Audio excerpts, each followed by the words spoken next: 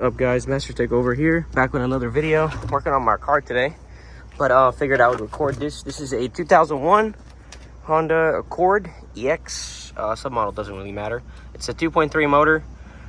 Today we're doing a lot of stuff actually. We're changing the upper control arm, shock, and spring assembly. Lower control arm right here, as you guys can see it. It doesn't look bad, but my alignment is a little bit messed up, so I figured I would change it. And I'm changing the inner and outer tie rod.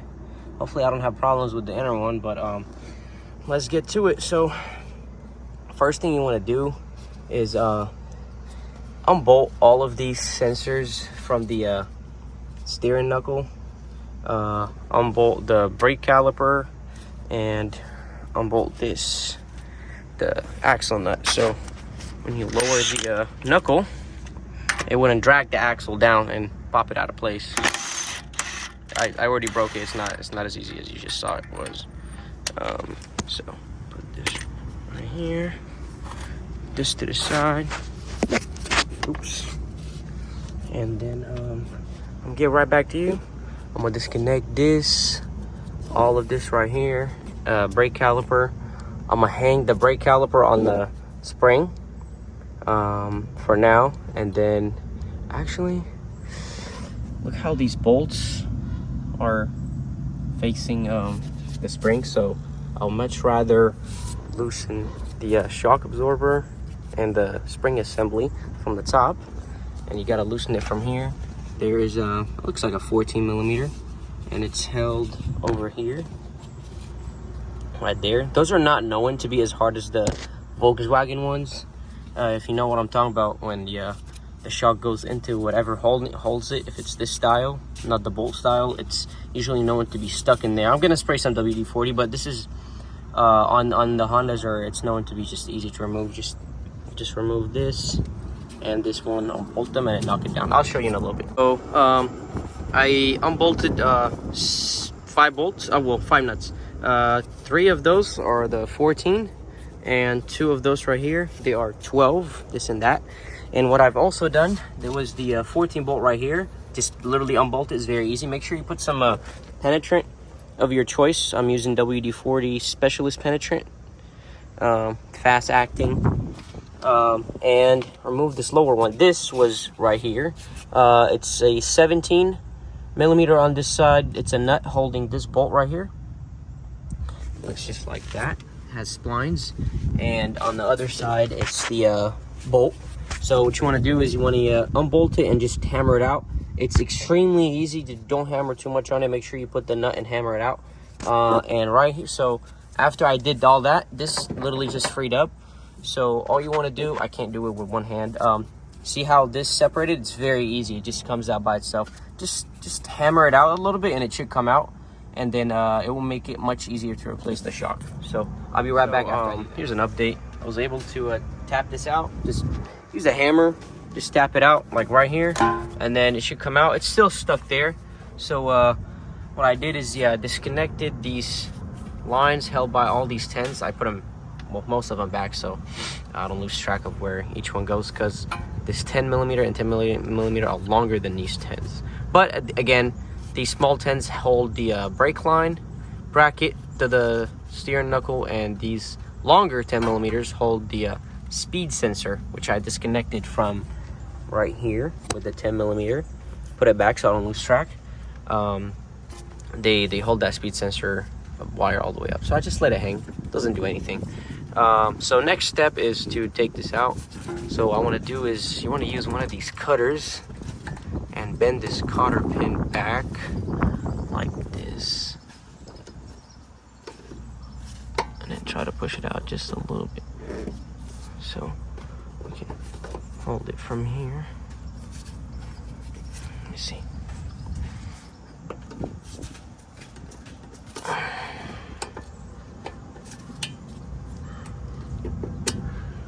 Oh, there you go. Came out. Put it somewhere. I might not need it because I'm already gonna use a new one that comes with the new upper control arm, I hope. So this is a 17 millimeter. I can move it with this right here. Isn't it 17? Yep. Oh, oops.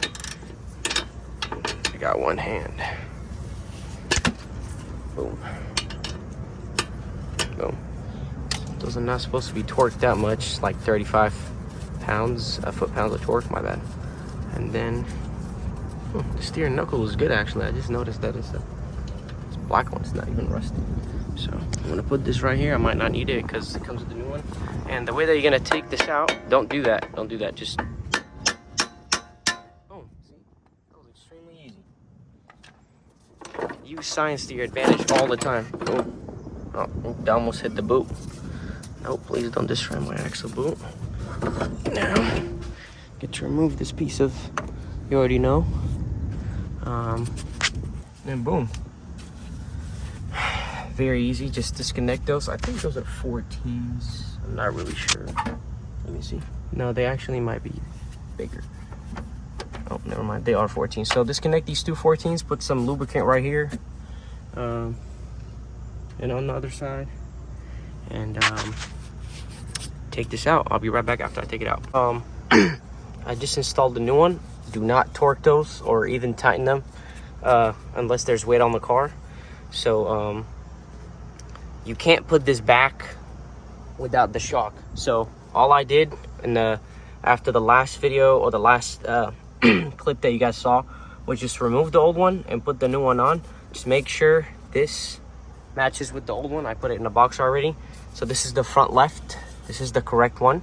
What I'm gonna do right now is I'm gonna remove these nuts on top. It's up to you whether you want to use the old nuts. I prefer using the old nuts because they're OEM and they're a lot stronger.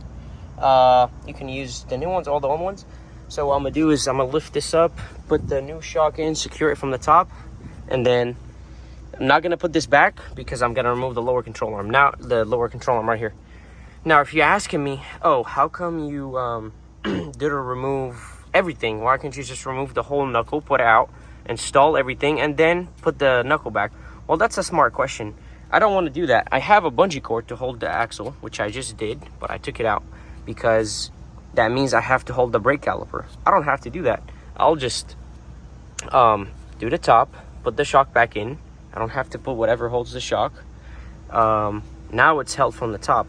Then what I would do, remove it from the bottom. My bad. Disconnect it from the bottom. Put the lower control arm back, and I don't have to remove the whole thing. I'm capable of it. I just don't want to put stress on the brake line. Yep. I'll see you in the next clip. Go back with the update. Put the shock in, the old bolts. And now I need to remove the lower control arm. As you saw, I unbolted the lower control arm bolt right here. Don't unbolt this nut. It's a welded nut onto the subframe. So just unbolt it from this side. And if the axle's in place, just lift it up like this. Boom. Now, I'm trying to remove the sway bar end link upper nut. What's it called? It's stuck on there. So, I'm not sure what measurement this Allen is, but looks like this is a 5. It's a 5 Allen socket and a 14mm bolt. I'm gonna remove it and I'll be right back. I was struggling with the end links right here and the bolt that comes there. So what I did is I took out the axle from the bearing or the steering knuckle, put some bungee cords on the new shock, and those one that come from, I don't know what kind of arm that is. I think it's like a trailing arm or something. These 219 bolts are extremely torqued on there, so I use my big impact. You might need a breaker bar, but yeah, just get the axle out of your way. I kind of was wrong for not putting it out of my way from the beginning. So next step is I already took that one out. I'm just gonna put it right here. Next step is hammering this thing out, which I'm about to do right now. So what you want to do is you want to hammer it here on the lower control arm and it will come out. See you in the next clip. Little update. I put this lower piece back and I put the castle nut back on with the back bolt too. And these bolts, back bolt was easy, this one was easy, but these bolts gave me a little bit of a hard time. Put that one first, then these two, then the castle nut. So you're a little bit free. Make sure you put the axle on the bungee cord or somewhere to hold it away from you, because the axle is going to be right here. It's going to restrict you from doing whatever you want to do over here. Of course, do that after you remove the end links. These two are a little bit hard to put back on. I'm not sure if this was bent and the old lower control arm was bent. That's why it's giving me a hard time. But what I was doing is I got a 17 millimeter, and I was able to just rotate it from here little by little, and I was able to put the 2 bolts over here. So I'm kind of mad because I forgot to buy one of those. I don't even know those existed. I thought it was just this, which was dazzling, because I thought, you know, something was supposed to hold it, which was this one. But as I said, I forgot. I didn't pay attention that this arm was even here. So I might be buying this one soon and dropping a video on it. I don't even know what it's called. It looks like a trailing arm. But anyways, it's very straightforward from there. So just lower this a little bit. Put the axle back in, these 10s, and I'll show you when to torque the upper control arm bolts. Okay, so where I left off was putting this back. It was fairly simple. You can do it without even watching any assistance. Just fish this from here, fish it from here, and then put it under the shock, and then up. Make sure you tighten this 14 and this 17. As far as torquing those, what you need is this 14 millimeter ratcheting wrench. The ratcheting size for this that has enough size and my fault, enough space, and the open side is for this side that doesn't have space to put the ratcheting side on it. So what you want to do is you want to put a jack right here, not on the castle nut, but just right here, and then lower the car. So now, as you guys can see, the upper control arm is up there, so there's weight on the vehicle. After there's weight on the suspension or the vehicle, you can tighten those, the spec and this. The lower one doesn't matter. I already tightened it, but yeah, that's it.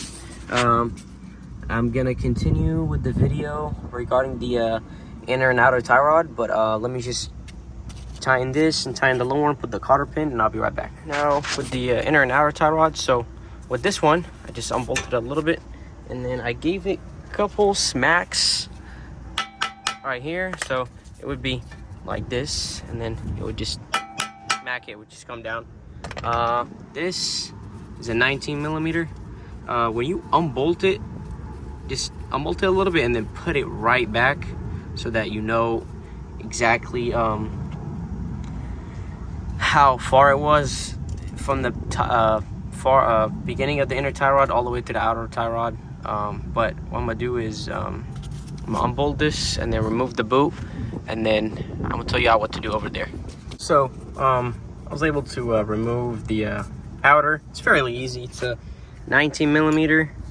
You just hit it to whichever side is the unbolting side. You just remove it.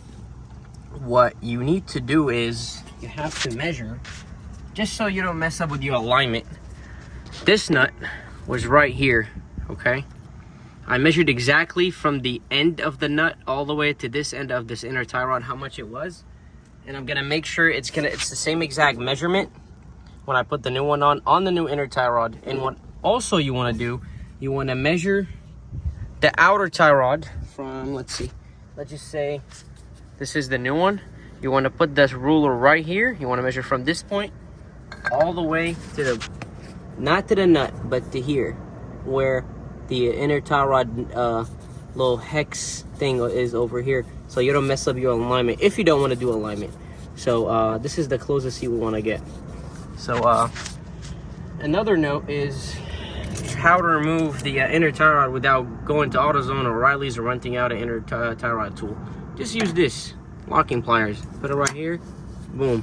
Well, it wasn't that easy obviously because it's loose right now, but gotta apply some force and it will come out. So let me take it out, put it on, and I'll be right back. So I just got done. See, everything is brand new. Make sure you tighten this one and that one, and as I said, just torque everything as much as you can, or you know, don't break them. I don't know the torque spec except for this. This is a 35, and the lower one that comes right here is a 45 foot-pound. That one down there is almost the same. This one I'm not sure. Just tied it to snug. Axle I just used my impact. But yeah, that's it for the front. I'm gonna post another video on how to change rear shocks on this car, so follow through. This is it for this video. Thank you for watching.